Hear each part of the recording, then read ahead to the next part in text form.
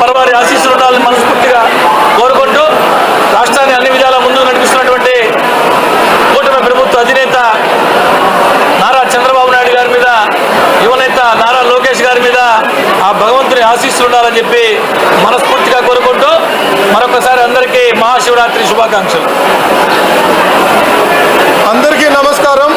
ఈరోజు నెల్లూరులో వెలసిన భువనేశ్వరి సమేత మూలస్థానేశ్వర ఆలయంలో మన రాష్ట్ర మంత్రివర్యులు శ్రీ పొంగూరు నారాయణ సార్ గారు ఇక్కడికి వచ్చి స్వామివారిని ఆ నెల్లూరు ప్రజలు బాగుండాలా అని స్వామివారికి ప్రత్యేక పూజలు చేసుకొని ఈరోజు ఇక్కడ జరుగుతున్న ఏదైతే ఉత్సవాల్లో భాగంగా ఈరోజు స్వామికి ఎలా జరుగుతున్నాయి, క్యూ లైన్లు ఎలా ఉన్నాయి, సారు ఒక నిర్దిష్ట ప్రణాళిక మా గీయటం జరిగింది.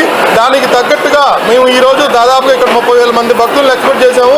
ఆ భక్తులకి ఎటువంటి ఇబ్బంది లేకుండా చూసుకుంటూ దాదాపుగా 3 క్యూ లైన్లు ఏర్పాటు చేయడం జరిగింది. ఒకటి ఫ్రీ, ఒకటి 30 రూపీస్, ఒకటి 100 అని. దాదాపుగా భక్తులకి ఏది సౌకర్యం అయితే దాంట్లో భక్తులు త్వరగా దాదాపుగా స్వామికి 30,000 మంది కాబట్టి ఎంత వీలు అయినంత త్వరగా వాళ్ళకి అంత త్వరగా స్వామివారి దర్శనం అందించేలాగా మేము ఇక్కడ నిర్దిష్ట ప్రణాళికతో ముందుకు పోతున్నాం. అలాగే స్వామివారి అభిషేకాలు కూడా సామాన్య భక్తులకి ప్రత్యేకించి ఈసారి అభిషేకంను సామాన్య భక్తులకి అందుబాటులోకి తేవడం జరిగింది. ఈరోజు రాత్రి ఎవరైతే భక్తులు రాదలుచుకున్నారో వాళ్ళందరికీ ఈరోజు స్వామివారి అభిషేకం ఫ్రీ టికెట్, అది ఎవరికి టికెట్ కొనాల్సిన అవసరం లేదు. స్వామివారి అభిషేకం జరుగుతూ ఉంటుంది. వచ్చి క్యూ లైన్లో వచ్చి స్వామివారి ప్రత్యేకంగా దర్శించుకొని స్వామివారి ఆశీస్సులు పొందాల్సిందిగా కోరుచున్నాం.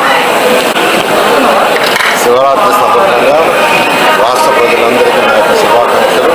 ఈరోజు శ్రీ భువనేశ్వరి మాత మూల స్థానేశ్వర స్వామి యొక్క టెంపుల్ని మేము మా యొక్క కుటుంబ సభ్యులందరూ కలిసి దర్శించుకోవడం జరిగింది.